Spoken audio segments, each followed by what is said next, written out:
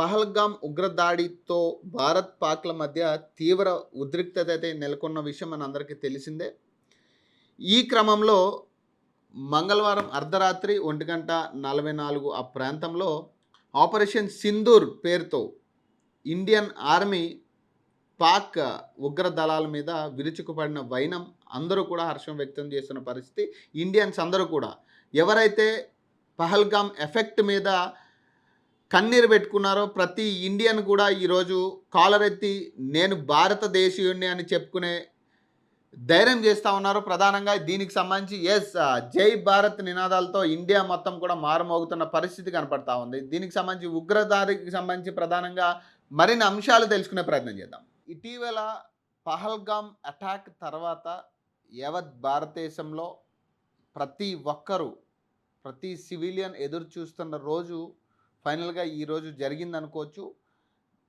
మన దాడికి ప్రతి దాడి, ప్రతి అటాక్ జరిగినట్టుగా మనం గుర్తించవచ్చు. ఇది జస్ట్ శాంపిల్గానే చూడాలంటూ కూడా ఇండియన్ ఆర్మీ చెప్తా ఉంది. దీనికి సంబంధించి ప్రధానంగా అర్ధరాత్రి 1:44 అణుబాంబులతో విరుచుకుపడింది భారత్ సైన్యం పాక్ మీద.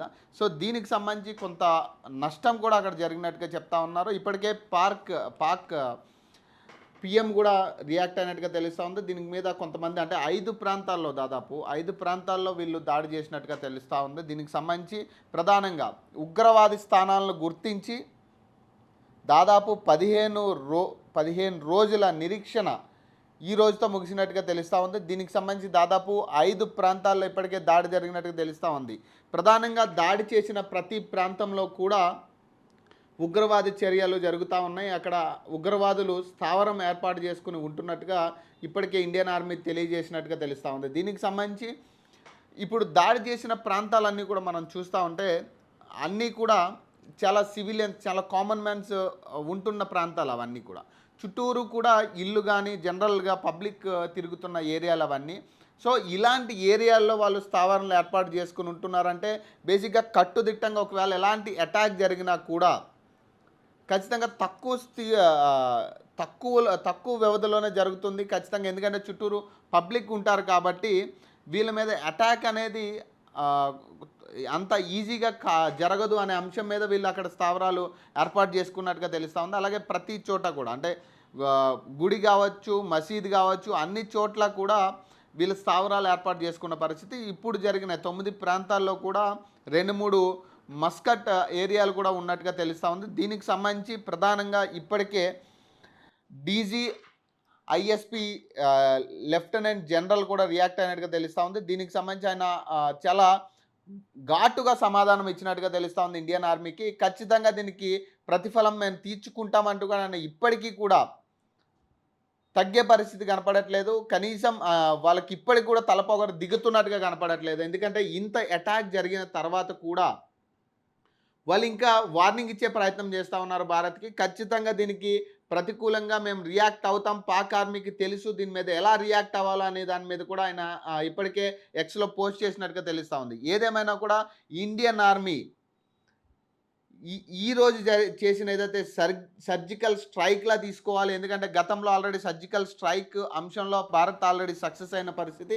సో ఈ 5 ప్రాంతాల్లో జరిగిన ఉగ్ర దాడికి సంబంధించి ప్రధానంగా పాక్ మీద పడిన విధానానికి సంబంధించి ఇప్పటికే పలు రాష్ట్రాల ముఖ్యమంత్రులు కూడా రియాక్ట్ అయినట్టుగా తెలుస్తోంది. అందరూ కూడా ఒకటే నినాదం ఎత్తుకున్నట్టుగా తెలుస్తూ ఉంది. జై భారత్ అనే నినాదంతో ఈరోజు ఎక్స్లో పోస్టులు పడుతున్న పరిస్థితి. ఇండియా మొత్తం కూడా ఈరోజు హర్షం వ్యక్తం చేస్తున్న పరిస్థితి కూడా కనపడతా ఉంది. ఏదేమైనా కూడా ఇలాంటి సంఘటనలు మళ్ళీ ఇండియా వైపు ఏ దేశమైనా చూడాలంటే ఖచ్చితంగా వాళ్ళకి ఉచ్చబడేటట్టు చేయాలంటూ కూడా ప్రతి ఒక్క ఇండియన్ ఈరోజు మాట్లాడుతూ ఉన్నారు.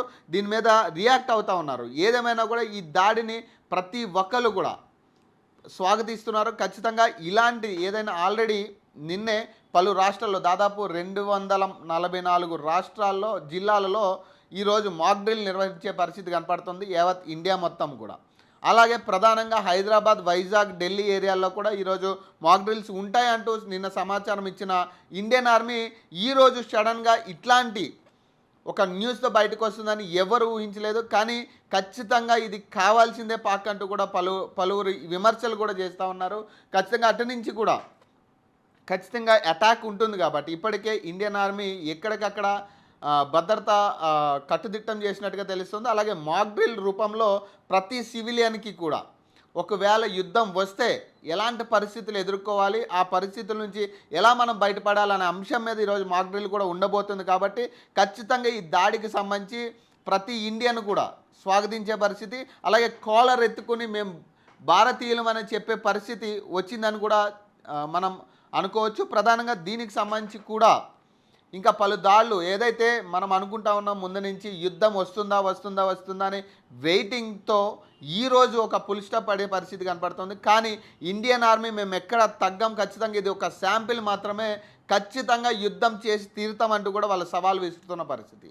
సో ఇప్పటికే పాక్ ఆర్మీకి సంబంధించి ఏదైతే ఉగ్రవాద స్థావరాలు ఉన్నాయో ఇవన్నీ కూడా పూర్తిగా డ్యామేజ్ అయిన పరిస్థితి కనపడతా ఉంది. దాదాపు 12 మందికి ఇప్పటికే గాయాలైనట్టుగా ఆల్రెడీ పాక్ ఆర్మీ కూడా అనౌన్స్ చేయడం జరిగింది. ఇది ఇక్కడ ఒక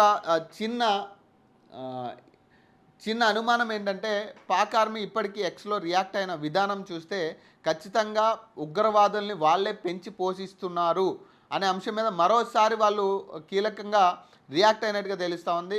అవును, పాక్ ఆర్మీయే ఉగ్రవాదుల్ని ఇక్కడ తయారు చేస్తుంది అనే దాని మీద వాళ్ళు కన్ఫర్మేషన్ ఇచ్చినట్టుగా, మరోసారి కన్ఫర్మేషన్ చేసినట్టుగా తెలుస్తూ ఉంది. ఎందుకంటే ఆయన ఎక్స్లో పోస్ట్ చేసిన విధానం ఖచ్చితంగా దీనికి ప్రతిదాడి ఉంటుంది, మేము ఎలా ఇవ్వాలో కూడా, మాకు ప్రతిదాడి ఎలా రియాక్ట్ అవ్వాలో కూడా పాక్ ఆర్మీ గురించి కూడా ఆ విధానాన్ని చూస్తే ఖచ్చితంగా పాక్ ఆర్మీయే ఉగ్రవాదులను కాపాడుతున్నట్టుగా తెలుస్తూ ఉంది. ఏదేమైనా కూడా ఖచ్చితంగా యుద్ధం చేసి తీరుతామంటూ కూడా ఇండియన్ ఆర్మీకి చెప్తా ఉంది.